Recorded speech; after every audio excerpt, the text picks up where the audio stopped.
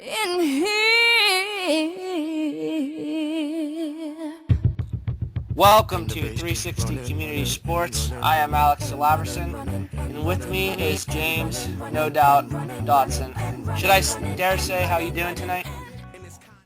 I am disappointed with the outcome, but I am very congratulatory to Aaron Rodgers and the Packers. They totally deserve this Super Bowl championship, so congratulations to them. And honestly, I am not nearly as bad as I thought I would be if you had told me going into the day that the Steelers would end up on the losing end. I'm content right now. How about you? How's things over there? Well, of course I am sad the Steelers lost. However, after seeing Steelers win 2 Super Bowls the last few years, I guess it doesn't sting as bad. Aaron Rodgers and the Packers did deserve it, but if you're a Steeler fan, keep your head up. 6 Super Bowls out of 8 appearances, no other team can say that. The Packers haven't won a Super Bowl since 1997 with Brett Favre, and Steeler fans should be happy for Green Bay fans, for Wisconsin, city of Green Bay. They should be happy for them. They haven't had a title in a while, and it's not like they're our arch nemesis or anything like that. It's not the Browns, not the Ravens, not the Cowboys. Mm-hmm. So it is what it is. Steelers are still at top of the rankings in terms of Super Bowl wins. So, but and congratulations to Green Bay because they deserve to win this game. When you play turnover-free ball in the championship game, I mean, no matter what sport you're playing, no matter what level that you're playing in, you're gonna win that game. The fact that the Steelers had the chance to drive down at the end and still win the game is an unbelievable fact in and of itself. Well, yeah. I'm not gonna blame. I don't think anyone's gonna really blame the loss on Ben Roethlisberger. Yeah, he didn't complete the 4th down pass. He, if I'm correct, he had 2 touchdowns, right? Yep, his stats: 25 Yeah, for 50, right. 263 yards, 2 touchdowns, 2 intercepts. Yeah. Well, 2 touchdowns, 2 interceptions. The interception at the beginning of the game was costly. You could make the case for the way he played at the beginning. He should have rebounded in the second half. Although I'm not going to give him a pass saying, oh, it was okay. You can't throw 2 interceptions in the Super Bowl. You can't throw a bad interception at the beginning of the game. But I'm also not going to blame the loss entirely on him. You definitely credit the win though to the Packers defense and Exactly. Aaron Rodgers. 3 turnovers and 3 touchdowns right off of those turnovers. So that's the big issue tonight. When you can get 21 points off turnovers, you're going to win every time. And after Charles Woodson got injured, you could tell it was a different game too. Mm-hmm. So the Packers were playing without one of their best defenders. I think what really changed the game, well, obviously changed the game, was Rashard Mendenhall's fumble. They were probably going to go up 24-21, and it would be a whole different game. Steelers probably won it, but like we said, it comes down to fumbles, or turnovers in general. Now here's my question. Do you believe the better team won tonight? The better team playing tonight definitely won. There's no doubt about that. As for the better team for the entire year, even if I say that the answer to that is no, it doesn't matter because you could be a terrible team at the beginning of the year and come out strong in the end, and as long as you play well at the end of the year and in the playoffs, guess what? You're going to be Super Bowl champions. Happened with the Steelers as the 6th seed in 2005, happened this year with the Green Bay Packers. So I'm not taking anything away from the Packers. They deserve this. They are definitely the best team in the NFL this year. Yeah, I am going to say they're the best team in the NFL too. It's probably with me either between the Patriots or the Packers. The Packers almost beat the Patriots in the middle of the season.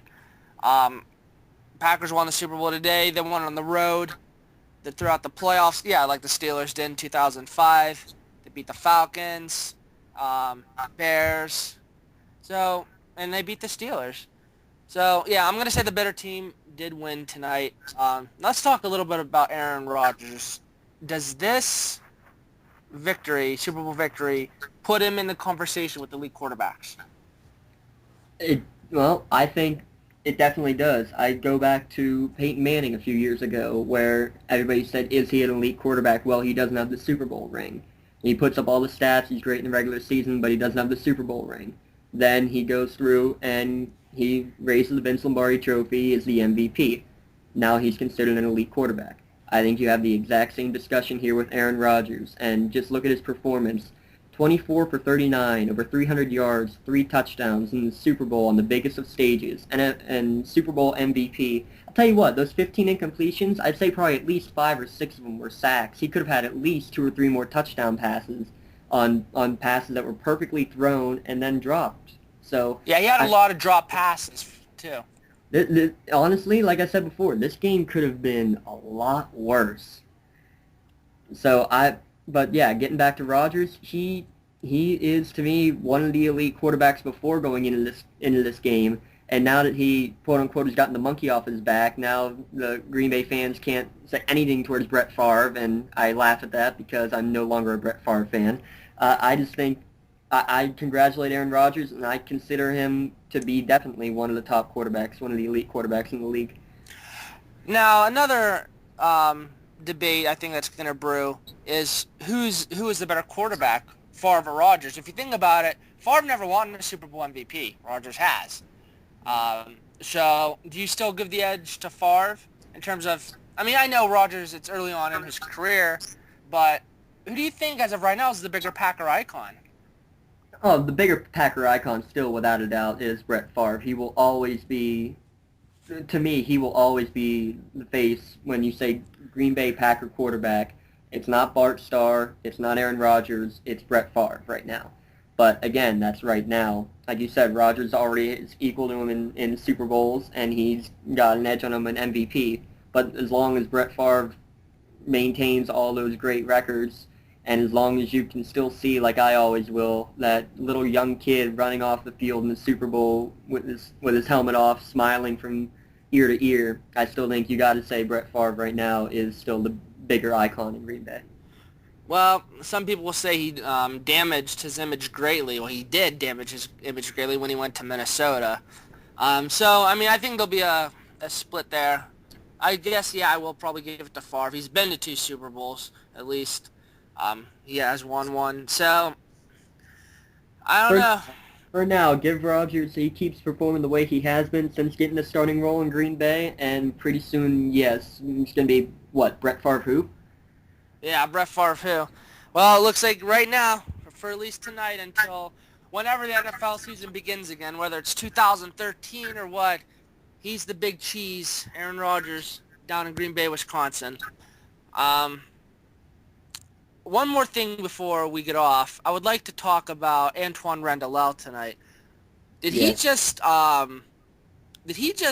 go down in like years? He seemed 10 years younger tonight. He came out ready to play. He tell you what, Alex, he's been like that all year. I remember him making a leaping catch in week 1 or 2 on a pass from Charlie Batch. I remember, I mean, this looked like the Antoine Randall of old tonight, but seriously, every time that he's been in there this year, that's the way he's played. And he got his chance with the unfortunate injury of Emmanuel Sanders. He got his chance, and he stepped up. And tell you what, I went into this game saying that you should see some type of option offense using Antoine Randall. Well, I was assuming it meant with Randall at the quarterback. I wasn't exactly expecting him to be on the pitching end of an option from Roethlisberger, but... Mm-hmm. Yeah, I mean, Roethlisberger in the option, jeez. Hey, I was excited to see that, but I mean, it shows that Bruce Arians still has a little creativity in him, but that's another story for another day about what the future is with the Steelers' offense, because to me, the offense, for the most part of the night, just, especially there at the end of the 2-minute drill, just never looked in sync. And you can question the play calling, too. Yes. Sweezum almost missed an extra point. But apparently in Bruce Arians' mind, that was still okay for him to try and attempt a 52-yard field goal, which he missed completely. I mean, jeez, it wasn't even close. Yeah, but you said it. Immediately after missing that extra point, yeah, how can you then think that, oh, yeah, he can kick a 52-yarder? I mean, especially, I don't think he's kicked one from over 50 yards this year. I mean, yeah, he was 15 for 15 or whatever in the regular season kicking, but I think the longest was around 45 yards. So, and they brought him in because of his accuracy, not because of his leg strength. Exactly. I mean, I like him having faith in the guy, but I mean, at this, you just got yourself back in the game. Your defense is playing well. Pin him deep. I mean, you can do Monday morning quarterback all day on this one, but in the end, I mean, still doesn't matter. That way it ended up is the way it ended up, and that's the way it should have ended up. Um, Actually, again, there are maybe a couple more things I want to talk about. Yeah. I want to, for all the Steeler fans out there, I want you to really soak this in. Not because they lost or anything like that, but I am wondering, is this the last time we see Smiley out there on the field? He could be very well retiring, and if there's a lockout, I don't see him coming back after a 2-year absence. Um, so, and then you also wonder if there's any other Steelers that might retire. Aaron Smith, Chris Hoke. So a lot of people could be potentially leaving. Randall L might not be back. So a lot of, I don't want to say icons, but a lot of familiar faces for the Steelers we might not see again. And despite a loss, I hope everyone enjoyed this game. Me personally, I think Ward will retire. Yeah. What do you think, Dotson? I think if there is a lockout, I think that you're definitely right. I think Hines Ward could go out. I mean, I still think he has the game in him. I still think he would love to play, but I don't know how well his body can handle it after 2 years of being off. I mean, he's in his 13th year, 34, so it means if there is a lockout next year, he'll be 36, and a wide receiver still playing in the upper 30s, and it's not very common, but I mean, Hines Ward is a tough guy. I mean, you see that every week when he goes and lowers his head to give a block every time. So we can see on that. I wouldn't be surprised either way. But yeah, then you look on defense. Um, is James Ferrier. He just went through his 14th season. I mean, he's 36 already. So you're looking at 38 years old as a linebacker trying to come back in a couple of years. So I definitely think you may have seen the last of James Ferrier. And then, like you said, a lot of potential free agents. Will Randall L come back again? I think Mendenhall is getting close to the end of his deal. So, I mean, I think you're going to see this, though, with a lot of teams if there's any issues. It's who's going to be able to stay, who's going to go in free agents. And until this deal is done, no one's going to try to release anybody because they don't know what they're going to get. Exactly. Another thing I want to talk about, Dotson, is in your mind, which organization is the premier organization in the NFL? Is it the Green Bay Packers with their 12 championships and 4 Super Bowls? Or is it the Steelers with just their 6 Super Bowls? Me personally, I still think I'll go with the Steelers. I'm not trying to be biased here. They still have 6 actual Super Bowls. A lot of the Packers championships were in the 40s and 50s. But who would you call America's team? Oh, well, God. Well, you got to look at the fact, gee, that's a tough one, Alex. I mean, you got to look, this was America's Super Bowl. You have 2 of the biggest fan bases. You got Pittsburgh Steelers, Steelers Nation, Green Bay Packers, where the fans literally own the team, and you were playing in Dallas, which has always been called America's team, and for good reason. They have just as much nationwide support as the Steelers do. So, I mean, I look at those 3 as America's team. To be able to call any one of them officially America's team, I think at this point is going to be biased if I say one way or the other. Honestly, I can't say any of the 3 are considered America's team at this time. I think there's just too much equal support, and I think that's a good thing.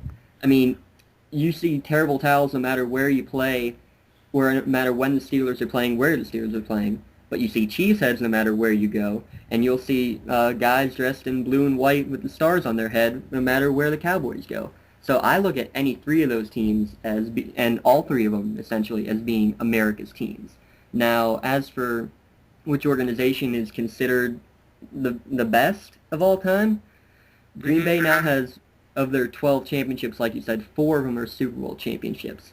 I think that right there, I think that may push them over. That, yeah, when you had 11 and only 3 were Super Bowls, then I mean, then you're a little shaky, especially when two of those three Super Bowls were literally the first two. Yeah. But I think now that you're shown this sort of dominance in 80 years, 12 championships, four of them Super Bowls, that's still pretty strong. I'm going to say that as a overall organization, including championships before Super Bowls, I still think you got to give a little bit of a nudge to the Green Bay Packers. I probably just made a lot of enemies by saying that, but I think that's definitely the way you got to look.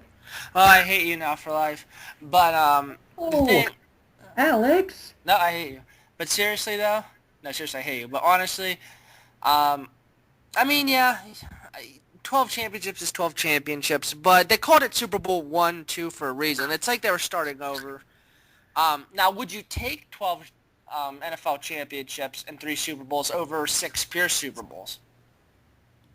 Oh, it's called the Super Bowl for a reason, and that's what is modernly used. Now, if the Super Bowl was got rid of and back to just an NFL championship because of a league split or something like that, then you start looking at the overall scheme. But while we're still in the Super Bowl system, which I hope we always will be, then there's always going to be dominance that you're going to say Steelers, most Super Bowl wins of all time. Tell you what, I didn't realize how many NFL championships the Packers did have until they made the Super Bowl here and they started talking about it. I did not realize they had that many because no one looks beyond Super Bowls 1 and 2. No one looks beyond that to even see what happened before that. So, Yeah, well, I have my own opinions. I'm going to sound biased. I still take the Steelers 6 Super Bowls. I still think they have the most fans. I still think they're the premier organization. However, I'm not going to strongly dispute your point because, yeah, I can agree with any of those opinions. The Cowboys, I'm starting to fade out a little bit. I mean, they haven't even won a playoff game in so long. I think the America's team title was a little bit, I don't want to say over-exaggerated, but I definitely think there's more Steelers and Packers fans out there than Cowboys fans.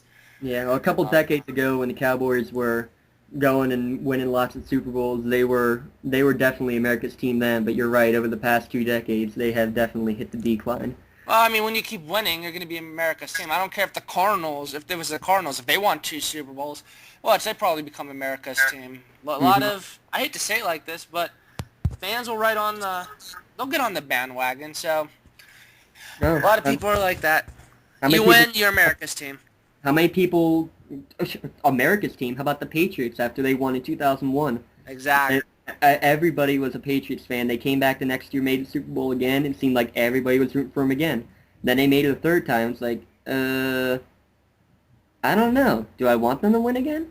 And then 2 years after that, when they make it as an undefeated team, were they going to be considered America's team then? No, they were the team that everybody wanted to knock off. So I think it's almost a little bit of a progression you got to go to. You got to be a nobody. You start being a team that's liked. You become America's team, as you want to call it. And then if you get almost too good, it seems, win too often, then everybody wants to knock you off your pedestal. So it's a fine balance. But, I mean, I think the fan bases of those 3 franchises, the Steelers, the Packers, and the Cowboys, is the reason why they are their own respective America's teams. Well, we might not even be having this conversation if the Steelers beat the Packers, if Mendenhall doesn't fumble, if Troy Polamalu would have shown up at all tonight. I mean, he didn't even show up didn't even seem like he showed up at all during the playoffs. So maybe if a few things were different. Yeah, I mean, you look at that. You can look at the play calling again. I'm looking here, when you don't count Roethlisberger's scrambles, they only ran the ball 18 times tonight. And, I mean, when they did run, it seemed like Mendenhall had lots of room up front. So, I mean, there's lots of little ways that you can go and nitpick at a game like this. And you're right, Polamalu hasn't shown up at all this entire playoffs. But, hey, you know, that's a game. You're going to have games like that. Just sadly for the Steelers, it came up in the biggest of games. But, hey, the better team tonight and probably the better team for the year won the Super Bowl. So I think all is right in the world. Yep. Well, I agree. Better team won tonight. It hurts, it hurts as a Steeler fan. It's going to hurt even more hearing all this green and yellow song coming out from everywhere from Lil Wayne. Man, I hate him now. Yeah, it happens. You know, we've been there before. We know how to take victory. We know how to take defeat. And You know that Steeler Nation will rise again, and they'll be back. Maybe not next year, depending on what the NFL and Roger Goodell decides to do, but we'll be back at some point. Oh, I agree. Steeler fans are not going to go away. Everyone will forget about it first game of whenever the new season is. So, all right, well, I hope everyone enjoyed our Super Bowl recap tonight. I'm sad. I'm down. My heart is heavy, but I feel good. I feel good for the Packers organization, their fans, Aaron Rodgers. I hold no grudge against them. They deserved it. And to Steeler fans, I would just like to say the sun will still be there tomorrow. We will still have a football team. May And not NFL, but we'll still have a football team. well, yeah, that's true. Might not be in the NFL next year, but I think that's one thing all fans of all teams need to come together and unite and just pull for the season to come next year. I mean, it'll be devastating if there's nothing, no NFL at all. But what can you do? So I tip my hat to the Packers fans and organization. I think all the Steeler fans should too. Feel good about your team. Keep your heads up. Feel proud. Bleed black and gold. And tune in next week, later on this week for our newest podcast. Thank you, everyone. Go Steelers. Black and yellow. And I swear this is true.